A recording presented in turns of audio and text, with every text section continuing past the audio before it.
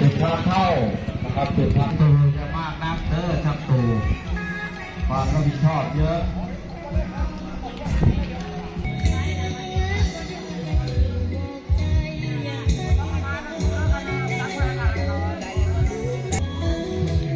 ครับสบายดีพี่น้องมุกบายไอซ์ไซยิงเก่าทักทายสบายดีพี่น้องไปทางฝั่งซ้ายสปปลาวพี่น้องทางโซนยุโรปและก็พี่น้องประเทศไทยบ้านเฮานะพี่น้องเนาะทักทายสบายดีพี่น้อง FC นะครับทั้งผู้ใหม่และก็ผู้เก่าขอบคุณขอบมุกขอบเจอพี่น้องมุกบายคู่คนนะครับที่แวะมาเป็นกำลังแรงมุกกำลังแรงเจอดูยูเซอร์นะพี่น้องเนาะสำหรับคลิปนี้พี่น้องผมละพาพี่น้องมาเบิ่งนะครับวิถีไทยบ้านหรือว่าการประดับจัดซุ้มเพื่อเตรียมงานลอยกระทงเนาะมื้อแรงพี่น้องลอยกระทงบ้านท่าลาดตำบลท่าลาดอำเภอเรนูนครจังหวัดนครพนมก็เป็นเรื่องที่จัดมายาวนานพอสมควรเลยพี่น้องเลยแต่ว่าสิ่งที่สำคัญก็คือละพาพี่น้องมาเบิ่งการจัดซุ้มเนาะการจัดซุ้มของเพียนมื้อนี้เพื่อที่จะประกวดในตอนเย็นเดี๋ยวพี่น้องเบ้ยฝั่งทางนี้ก็มีหอดน้ำฮ้อนเลยพี่น้องเลยส่วนซุ้มนี้จะเป็นซุ้มตุ้มโฮมมูซีเดี๋ยวพี่น้องซุ้มตุ้มโฮมมูซีนะครับการประดับตกแต่งของเบิ้ลก็จะเป็นพวกการนำขยะหรือว่าสิ่งของที่เหลือใช้อันนี้เป็นปุกนมหรือว่ากระป๋องนมเดี๋ยวพี่น้องเพื่อนเอามาเป็นหมวกเดี๋ยวผมพาพี่น้องเข้าไปเบิ้งนะครับของพี่น้องมูซีอาจจะมีกุกหรือว่าหมวกแหลมเนาะพี่น้องเนาะเพื่อนทำขึ้นมาจากซองกาแฟได้พี่น้องเลยอันนั้นเป็นซองโอวัลตินอันนี้เป็นซองโอวัลตินนี่อันนี้เป็นซองโอวัลตินอันนี้เป็นซองกาแฟที่กินแล้วกระทิมพี่ลูกเฮากินแล้วก็โยนทิมนะแต่ว่าเพื่อนเอามาประดิษฐ์นะครับเอามาประดิษฐ์ประดอยนะครับสามารถใช้งานได้พี่น้องเลยตัวนี้ใช้งานได้นะครับบังแดดบังฝนได้แต่ทำจากขยะของเหลือใช้เด้อพี่น้องเด้อเอ้าล้น ยังไม่ได้เผื่ออยู่ล้นแล้วนะสวยงามพี่น้องจากโอวัลตินซองโอวัลตินพี่น้องส่วนทางหลังเพิ่นกำลังพากันกินข้าวเลยพี่น้องเด้อเพราะว่าพากันประดับตกแต่งแล้วก็ต้องกินข้าวนะครับเติมกำลังเปื้ยเติมพลังส่วนซุ้มนี้จะเป็นฮักนะหมู่2บ้านลาดสีชมพูเพิ่นกำลังประดับตกแต่งสวยสดงดงามคือกันพี่น้องเลยเบิ่งเอานะอันนี้เป็นสิ่งประดิษฐ์นะครับที่เพิ่นประดิษฐ์ขึ้นมาสวยงามได้พี่น้องเลยพี่น้องผู้เลออยู่เคอเนาะมือแรงยังมีได้มองลอยกระทงแวะมาลอยกระทงอยู่ที่บ้านท่าลาดตำบลท่าลาดอำเภอเรนูนครจังหวัดนครพนมเด้อพี่น้องเด้อมือแรงมีโม่ได้เศร้าก็คูพี่น้องเลยเศร้าก็คูสำหรับเซียนมวยผู้เลอมักความซาดิสแบบสะเทาะอีกหนึ่งซุ้มก็คือซุ้มบ้านโนนสว่างหรือว่าบ้านแอดมินเอง กำลังประดับโต๊ะแต่งคือกันพี่น้องเนี่ยสวยสดงดงามเพิ่นกำลังเอาสินค้าหรือว่าเอาผลิตภัณฑ์ที่เพิ่นได้ทำการผลิตเนาะของพี่น้องกลุ่มจักสารด้วยต้นกกบ้านโนนสว่างนะครับเนาะเพิ่นติ๊บข้าวใหญ่เลยพี่น้องเบิ่งติ๊บข้าวเพิ่นสวยงามติ๊บข้าวใหญ่สวยงามมากนะพูดละเดี๋ยวผมพาไปเบิ่งอีกนี่พี่น้องอันนี้เป็นกระติบข้าวเพิ่นเราเอามาประดับเนาะติ๊บโนนเพิ่นว่านี่พี่น้องติ๊บโนนมีราคาติดเรียบร้อยเพื่อที่จะประดับแล้วก็ถ้าว่ามีเพื่อส่วนเจอเพิ่นก็จำหน่ายพร้อมนะครับในมือแรงเนาะเพราะเป็นสินค้าโอท็อปประจำหมู่บ้านเลยนะครับแต่ละหมู่บ้านก็มีสินค้าของแต่ละบุคคลแต่ละฐานเอามาประดับตกแต่งและก็จำหน่ายในมือแรงพี่น้องผู้ละส่วนเจอนะครับเนาะอยู่เคอเขตอำเภอเรนูนครมีได้มองไปมือแรงกับมา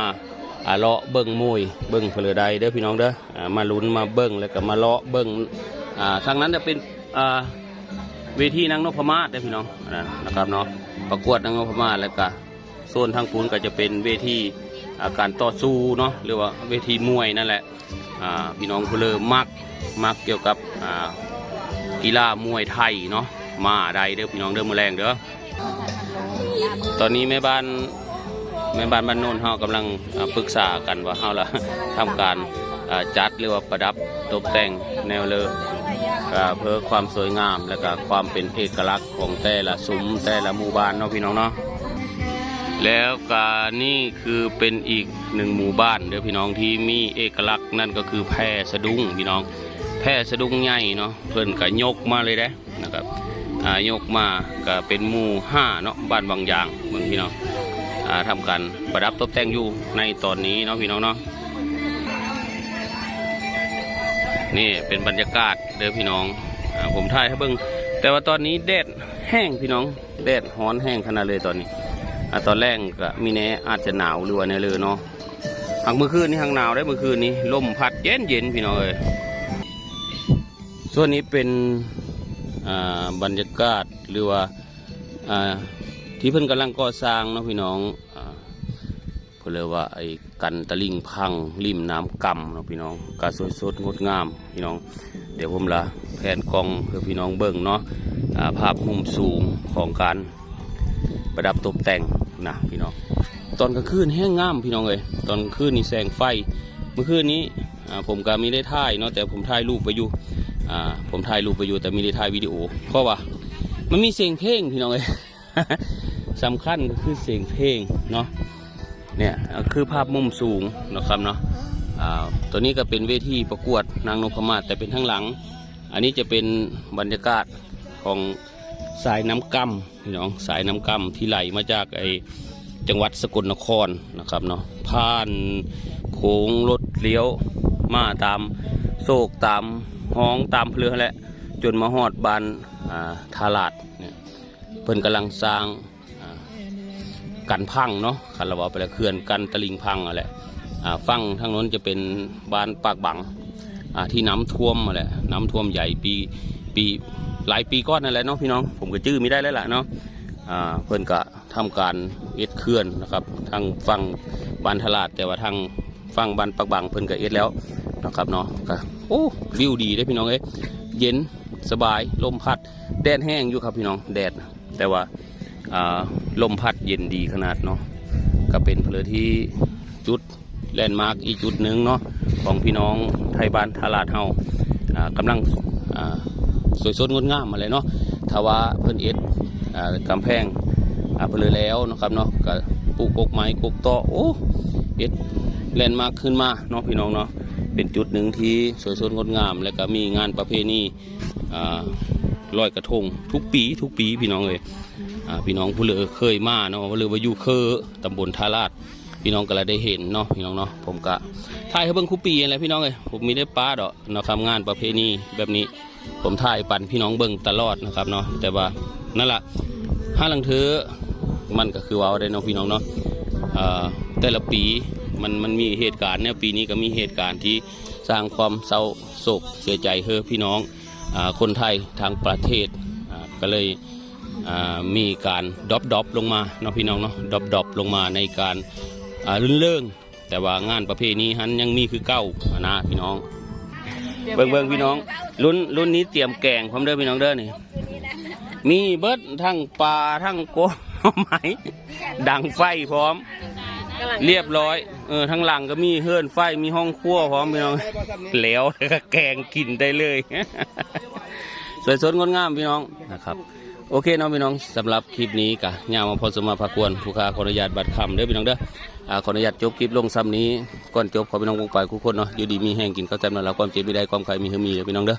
คุณพารักษาเทวดาคุ้มครองหากันได้มันๆกันทุกคนเนาะพี่น้องเนาะสำหรับคลิปนี้ขอบคุณมากมายบายบายครับผมพบกันใหม่คลิปหน้าครับพี่น้อง